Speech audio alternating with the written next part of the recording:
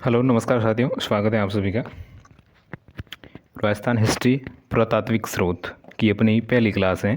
ठीक है, बहुत ही अच्छी और इम्पोर्टेंट होने वाली है। इसमें क्वेश्चन मिलेंगे बहुत ही अच्छे, जिसमें विगत परीक्षा में पूछे गए सवाल है और उसका जो विस्तृत विश्लेषण है वो आपको यहाँ पर देखने को मिलने वाला है। ठीक है, तो बढ़ते हैं सवालों पर। पहला जो सवाल है तो वो है दोस्तों आपके सामने, देखिए कुछ इस प्रकार का है कि अभिलेख जो प्राचीन राजस्थान में भागवत वैष्णव संप्रदाय के प्रभाव की पुष्टि करता है। ठीक है, वह अभिलेख कौन सा है जो राजस्थान में भगवत वैष्णव संप्रदाय के प्रभाव की पुष्टि करता है? जिसमें गोसुंडी है, बुचकला है, हेलियोदोर्स का बेस नगर अभिलेख है और गटियाला अभिलेख है। ठीक है, तो इसका जो करेक्ट आंसर है तो वो है दोस्तों गोसुंडी अभिलेख। ठीक है, जो कि गोसुंडी चित्तौड़गढ़ से प्राप्त होता है। बिल्कुल, गोसुंडी अभिलेख। ठीक है, गोसुंडी का जो शिलालेख है वो सर्वप्रथम डॉक्टर D.R. भांडारकर ठीक है द्वारा पढ़ा जाता है। ठीक है, बिल्कुल। नेक्स्ट देखिए दोस्तों, गोसुंडी का शिलालेख स्थित है, तो अभी हमने कहा गोसुंडी का जो शिलालेख है तो वो दोस्तों कहाँ पर हो जाता है? चित्तौड़गढ़ में। ठीक है, ऑप्शन नंबर 2 है वो अपना यहाँ पर राइट आंसर हो जाता है। नेक्स्ट देखिए, गोसुंडी शिलालेख भाषा में यह जो कौन सी भाषा में लिखे गए थे? ठीक है, तो राजस्थानी, संस्कृत, पाली या फिर प्राकृत। ठीक है, तो गोसुंडी जो शिलालेख है वो दोस्तों संस्कृत भाषा में लिखे गए थे। ठीक है, संस्कृत है जो अपना यहाँ पर करेक्ट आंसर हो जाता है, ऑप्शन नंबर 2। नेक्स्ट देखिए दोस्तों, अगला सवाल नंबर 4, गोसुंडी शिलालेख किस लिपि में लिखा गया है? ठीक है, जिसमें आर्मेनियम है, बाबू है, देवनागरी है और ब्राह्मी है। ठीक है, तो इसका जो करेक्ट आंसर हो जाता है तो वो दोस्तों हो जाता है ब्राह्मी। ठीक है, ऑप्शन नंबर 4 है वो अपना यहाँ पर राइट आंसर हो जाता है। ठीक है, 4 का 4। नेक्स्ट देखिए, वह कौन सा अभिलेख है जो महाराणा कुंभा के लेखन पर प्रकाश डालता है? ठीक है, वह कौन सा अभिलेख है जो महाराणा कुंभा के लेखन पर प्रकाश डालता है? जिसमें कृति है, कुंभलगढ़ शिलालेख हैं, जगनानन राय शिलालेख हैं और राज प्रस्तुति हैं। ठीक है, तो वह कौन सा हो जाता है? तो वह हो जाता है दोस्तों कृति स्तंभ प्रस्तुति लेख। ठीक है, जो कि राणा कुंभा की जो उपलब्धियों एवं उनकी जो रचित ग्रंथों का जो विस्तृत है जो वर्णन है वो इस कृति स्तंभ प्रस्तुति में मिलता है। ठीक है, बिल्कुल। इसमें चंडी शतक है, गीत गोविंद का टीका, संगीत राज आदि जो प्रमुख ग्रंथ है उसका भी जो उल्लेख है वो इसी प्रस्तुति में मिलता है। ठीक है, नेक्स्ट देखिए दोस्तों, कृति स्तंभ प्रस्तुति के रचयिता कौन है? ठीक है, कृति स्तंभ प्रस्तुति के रचयिता पूछे हैं सोमदेव, जैता, नापा या फिर अत्रि कवि। ठीक है, तो बिल्कुल इसका जो करेक्ट आंसर हो जाता है तो वो हो जाता है दोस्तों अत्रि कवि। ठीक है, अत्रि कवि इसमें अपना राइट आंसर हो जाता है। ठीक है, बिल्कुल, कृति स्तंभ प्रस्तुति के कवि अत्रि थे। ठीक है, बिल्कुल। और इसके जो देखिए, इसके जो प्रस्तुतिकार है वो कवि अत्रि थे, और लेकिन इसका जो निधन हो जाने के कारण इसका जो पुत्र होता है वो दोस्त है कवि महेश भट्ट ने इसको पूरा किया था। ठीक है, जिसका उल्लेख इस प्रस्तुति में मिलता है। ठीक है, अत्रि कवि की मृत्यु हो जाने के बाद उसका जो पुत्र होता है महेश भट्ट इस ग्रंथ को पूरा करता है। नेक्स्ट देखिए दोस्तों, कृति स्तंभ प्रस्तुति की रचना किसने की थी? ठीक है, तो बिल्कुल जिसमें कवि एवं अत्रि ने या फिर केवल महेश ने, महेश तो उसका पुत्र था, या फिर कवि अत्रि व महेश ने या फिर कवि एवं महेश ने। ठीक है, तो इसका करेक्ट आंसर क्या होगा दोस्तों? बिल्कुल, कवि अत्रि एवं महेश ने। ठीक है, ऑप्शन नंबर 3 है जो अपना यहाँ पर राइट आंसर हो जाता है। ठीक है, नेक्स्ट देखिए दोस्तों, 8 नंबर सवाल, कौन से कथन चिरवा है जो शिला लेख के बारे में सही है? ठीक है, कौन सा है जो कथन है वो चिरवा अभिलेख चिरवा शिलालेख के बारे में सही है? चिरवा जो कि उदयपुर, ठीक है, बिल्कुल, जिसमें गुहिल शासकों का वर्णन, जो उपलब्धियों का वर्णन मिलता है, जिसमें जैत्र सिंह हो गया, जेत सिंह हो गया, समर सिंह हो गया। ठीक है, देखिए जिसमें 4 लाइन है वो आपके सामने है। ये 1273 ईस्वी में संस्कृत भाषा में उत्तीर्ण है, तो बिल्कुल सही है।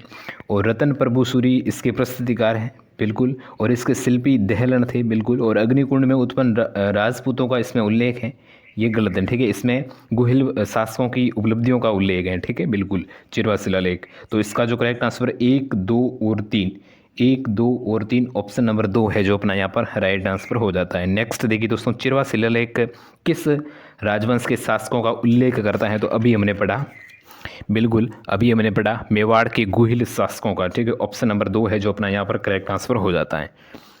नेक्स्ट देखिए बिल्कुल 17वीं शताब्दी की रचना है वो राजप्रस्थिति महाकाव्य के रचयिता हैं, ठीक है। जिसमें गरीबदास है, दुर्गा अड्डा है, रणछोड़ भट्ट हैं या फिर केशवदास है, ठीक है। तो बिल्कुल इसका करेक्ट आंसर हो जाता है राजप्रस्थिति महाकाव्य के रचयिता कौन हो जाते हैं, बिल्कुल रणछोड़ भट्ट है जो अपना यहाँ पर करेक्ट आंसर हो जाता है। ऑप्शन नंबर 3, ठीक है। राजप्रस्थिति बिल्कुल विश्व की सबसे ये जो प्रस्तुति है वो रणछोड़ भट्ट जो कि तेलंग ने मेवाड़ महाराणा राज सिंह के आदेश से राजसमंद झील की 9 चौकीपाल के ताकों पे लगी 25 काले पत्थरों की बड़ी बड़ी शिलालेखों, जिसमें संस्कृत में 24 सारंगे, ठीक है,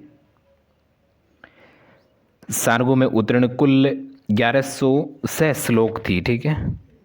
बिल्कुल नेक्स्ट देखिए, किस शिलालेख या प्रस्तुति में मुगल मेवाड़ संधि का वर्णन है, ठीक है।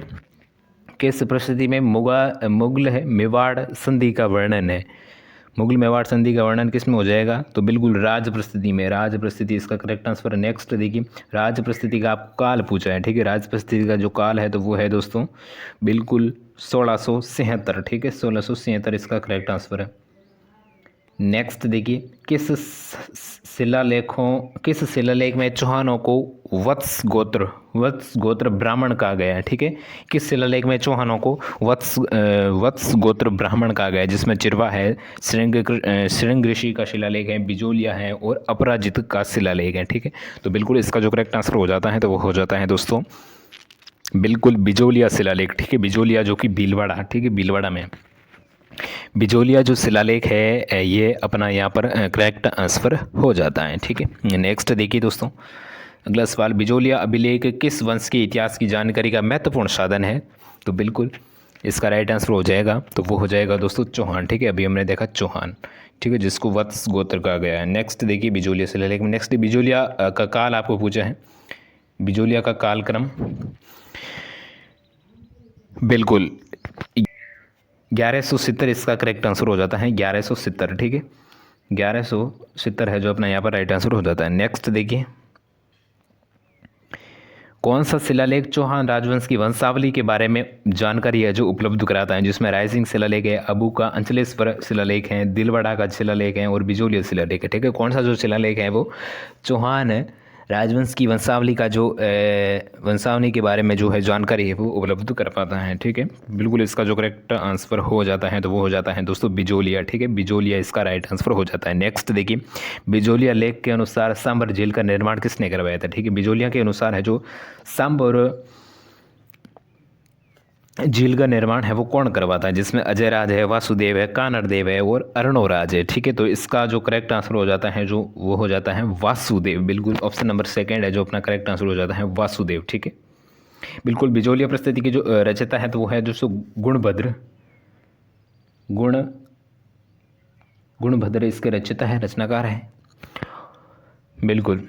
और ये अभिलेख है जो पृथ्वीराज तृतीय के पिता सोमेश्वर के काल का है, ठीक है। पृथ्वीराज तृतीय के जो पिता है सोमेश्वर उसके काल का ये जो अभिलेख है बिजोलिया, ठीक है।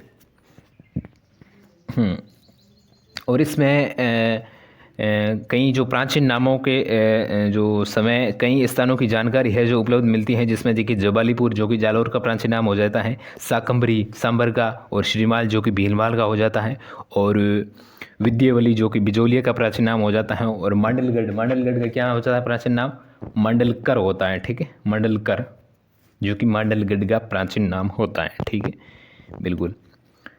हाँ, नेक्स्ट देखिए,